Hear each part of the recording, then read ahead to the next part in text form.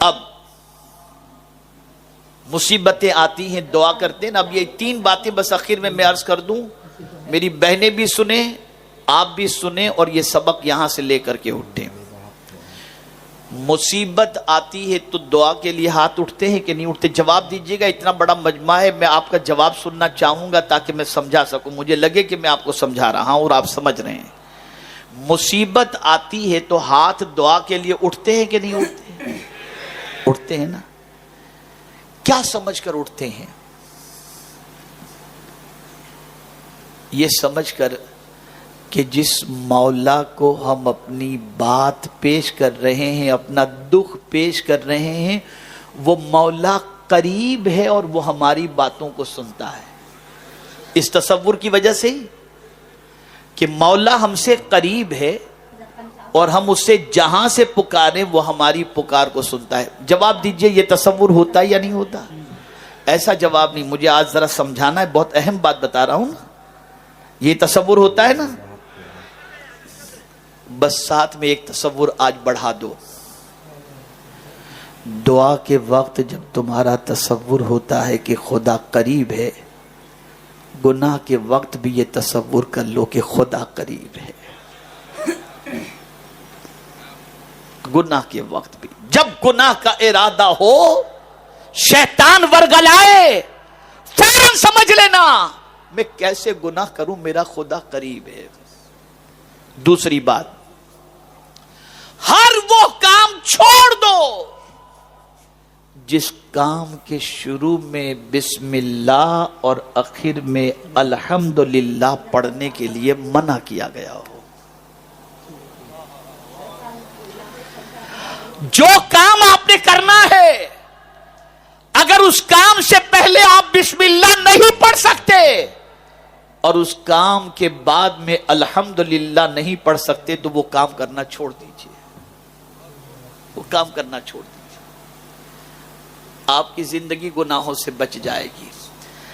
اب میری بہنیں یہ سبق یہاں سے لے کر کے جائیں.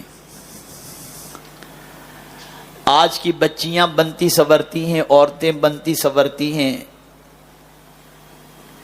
کہ کوئی مجھے پسند کرے، شوہر پسند کرے. یہ ایک سوچ ہوتی ہے، میں اچھی طریقے سے رہوں، میرا شوہر مجھے دیکھ کر کے خوش ہو جائے. اچھی چیز ہے، اور شوہر ہی کے لیے بننا سنورنا چاہیے، دوسرے کے لیے تو سنورنا نہیں چاہیے.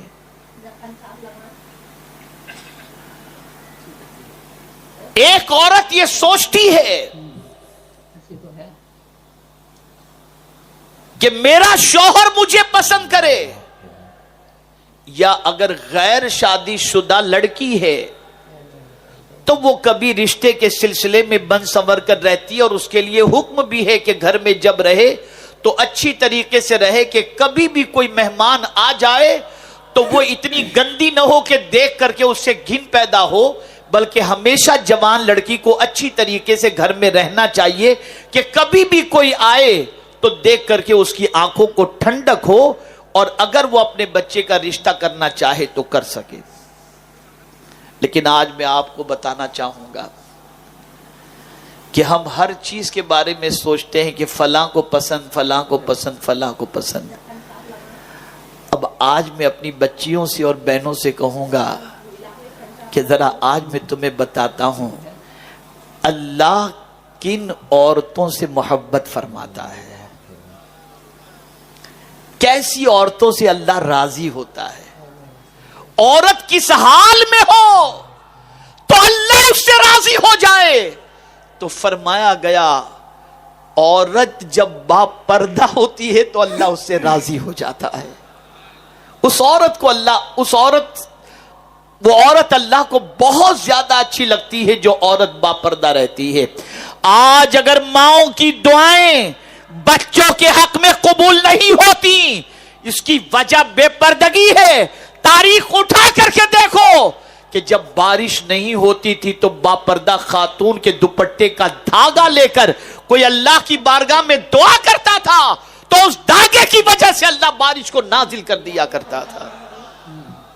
تو اگر کوئی عورت یہ چاہتی ہے کہ اللہ راضی ہو جائے تو بے پردگی چھوڑ دو، باپردہ بن جاؤ.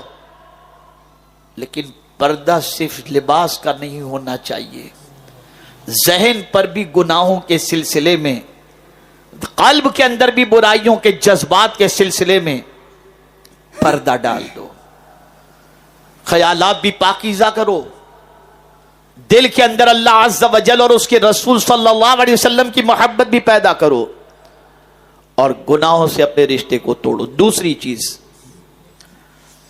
جو اگر عورت اختیار کر لے تو اللہ اس سے راضی ہو جاتا ہے، وہ کیا چیزیں جانتے ہیں؟ وہ شادی شدہ عورت جو اپنے شوہر کی غیر موجودگی میں اس کے مال اور اس کی عزت کی حفاظت کرتی ہو، کوئی اسے کچھ بھی کہے مولا اسے نیک عورت فرماتا ہے۔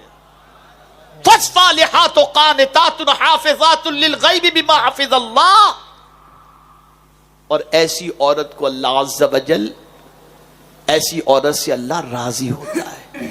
اور اس عورت کا مقام کیا ہے جانتے ہیں؟ وہ ان چیزوں کا خیال بھی کرتی ہے، شوہر کی غیر حاضری کے اندر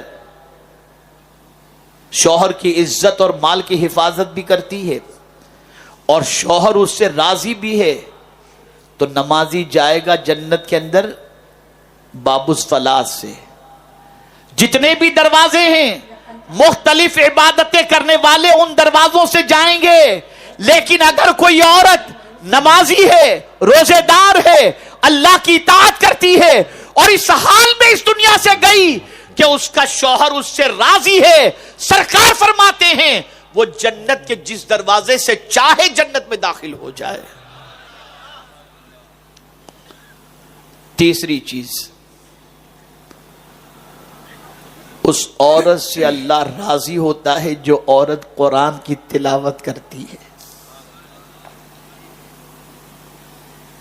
تم سب کو راضی کرنے کی کوشش کرتی ہو، شادیوں کے اندر ڈانڈیا کھیل کر، رقص کر کے، ڈانس کر کے سب کو خوش کرنے کی کوشش کرتے ہو، لیکن کسی کی خوشی تمہیں کچھ فائدہ نہیں پہنچائے گی۔ لیکن اگر اللہ کو تم نے راضی کر لیا تو دنیا بھی سنور جائے گی اور آخرت بھی سنور جائے گی۔ اور جب تم قرآن پڑھو گی نا تو اللہ راضی ہو جائے گا، جب قرآن کی تلاوت کرو گی اللہ راضی ہو جائے گا۔ اور بس ایک آخری بات عرض کر کے میں اپنی گفتگو کو ختم کرتا ہوں، اور وہ آخری بات یہ ہے، جب کسی کے کاندھے پر سر رکھ کر رونے کا دل چاہے، جب کسی کے کاندھے پر سر رکھ کر رونے کا دل چاہے تو قرآن اٹھا لو، اسے سینے سے لگاؤ اور جی بھر کر کے رو لو۔ قرآن کو سینے سے لگا کر جی بھر کر کے رو لو، یہ قرآن تمہارے سارے غم کو ہلکا کر دے گا۔ بدلو اپنی سوچ کو۔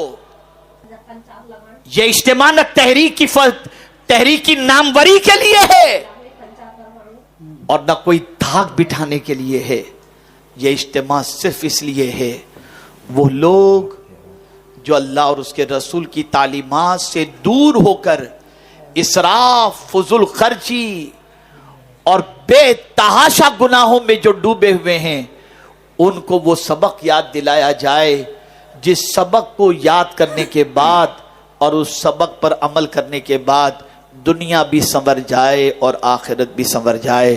میں امید کرتا ہوں کہ آج یہاں سے اس اجتماع سے سنی دعوت اسلامی کے اٹھ کر جانے والا بندہ یا بندی اپنی سوچ میں ضرور تبدیلی پیدا کریں گے، اور ساتھ ہی ساتھ اپنی زندگی کو ایک نئے انداز سے شروع کرنے کا عزم کریں گے۔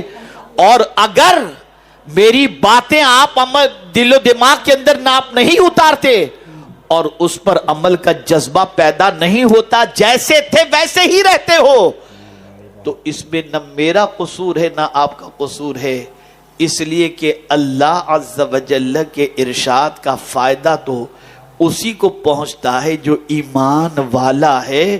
اس سے پتہ چلا اگر ہم نفع نہیں اٹھاتے تو ہمارا ایمان کہیں نہ کہیں سے کمزور ہے۔ اپنا ایمان مضبوط کرو اور میرے پیارے آقا صلی اللہ علیہ وسلم کے پیارے دیوانوں، اپنی زندگی کو سنوارنے کی کوشش کرو۔